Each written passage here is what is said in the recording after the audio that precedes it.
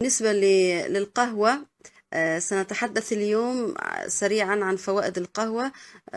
لن أتكلم عن فوائدها الصحية والدورة الدموية والجهاز الهضمي، كل هذه الأشياء المعروفة عن قهوة دي اكس ان، ولكن سأتحدث عن نقطة واحدة فقط، وهي تحسن المزاج أو تحسن الحالة النفسية بعد شرب القهوة، والشعور بالنشاط والحيوية والسعادة بعد شرب القهوة. كثير من الأعضاء يستمتعون بشرب القهوة ويتلذذون بطعمها، ولكن بعد شرب القهوة يشعر بالانتعاش والصحة والحيوية والهدوء النفسي. لماذا نشعر بتحسن المزاج بعد شرب قهوة دي اكسان؟ طبعا السبب يتلخص في مركبين موجودين أو ثلاثة بالنسبة للقهوة. أول حاجة القهوة كبن نفسه، كبن يعني موجود في كل أنواع القهوة، في مادة اللي هي الكافيين، وبرضه موجودة في الشاي. فالكافيين عبارة عن مادة منشطة للدماغ، ومهم جدا بالنسبة للدماغ، يعني الجسم محتاج الكافيين، ولكن نسبته قليلة في قهوة دي اكس ان، وهذه النسبة هي المناسبة للجسم، يعني زيادة الكافيين يسبب أضرار على الجهاز على الضغط والقلب. أما النسبة القليلة اللي موجودة في القهوة هي النسبة المسموح بها أو المناسبة بالنسبة للناحية الصحية للجسم. فتناول القهوة يعمل على إمداد الجسم بالكافيين. الكافيين يذهب إلى الدماغ، ينشط الدماغ ويؤدي إلى تحسين المزاج، لأن الكافيين يعمل على تنشيط النواقل العصبية، مثل الدوبامين وبعض النواقل التي تعمل على هدوء الأعصاب وتسبب إزالة الاكتئاب. ده من ناحية التنشيط. وأيضا الكافيين يعمل على تنشيط الدماغ ومنع بعض المواد الضارة التي تسبب مرض الشلل الرعاشي اللي هو الباركنسون والزهايمر. المرضين دول، الباركنسون والزهايمر، بيحدثوا في الدماغ نتيجة قلة النواقل العصبية معينة موجودة مع كبر السن ومع التلوث ومع السموم، بيقل إفرازها، فتؤدي إلى إصابة الدماغ بهذا المرض أو هذين المرضين اللي هو الباركنسون والزهايمر.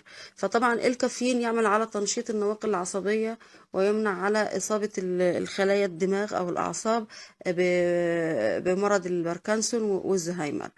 نيجي بقى من ناحية الفطر الريشي. الفطر الريشي اللي موجود في القهوة طبعا موجود في مادة التريبتوفان، وهو الحمض أميني أساسي الجسم لا يقدر على فرزه، فبالتالي لازم نتناوله من الغذاء. القهوة فيها ريشي، والريشي فيه تريبتوفان. طيب وإيه فائدة التريبتوفان؟ التريبتوفان يسمى بأنه مركب السعادة،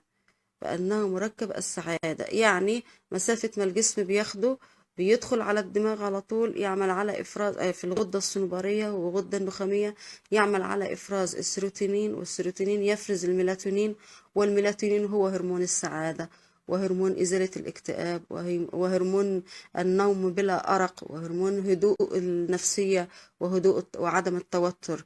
ده كله بيحصل بسبب الميلاتونين اللي حدث بسبب التريبتوفان.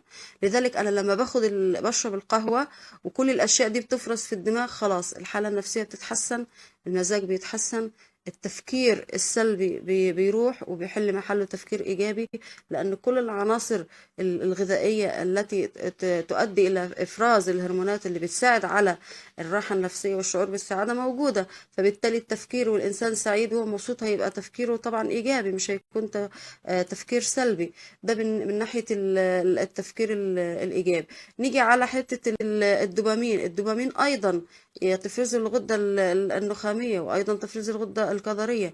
اللي بينشطهم هو الريشي أصلا من ضمن فوائده أنه يعمل على تنظيم وتنشيط هذه الهرمونات. فبالتالي أنا لما بشرب القهوة بيفرز الدوبامين، بيفرز السيروتونين، بيفرز الميلاتونين.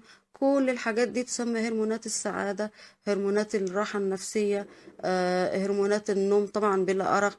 ولذلك القهوة مهما شربنا منها ما بنسهرش.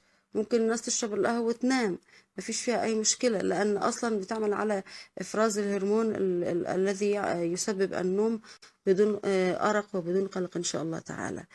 فدي بالنسبة لفوائد القهوة. وأيضا طبعا فيها عناصر معدنية تدعم هذا الموضوع، زي المنجنيز والزنك والنياسين. النياسين ده عبارة عن ايضا حمض اميني بيفرز بسبب التريبتوفان، والنياسين اللي هو بي 3. وايضا في عندنا بي 6، البي 3 والبي 6 بيفرزوا ايضا بسبب التريبتوفان، وهما الاثنين دول اللي بيساعدوا على افراز هرمونات السعاده والهدوء والراحه النفسيه. اما المعادن قلنا المنجنيز والزنك وايضا البوتاسيوم والصوديوم، كل الحاجات دي موجوده كمان في القهوه وتساعد على عمل هذه الهرمونات والنواقل العصبيه.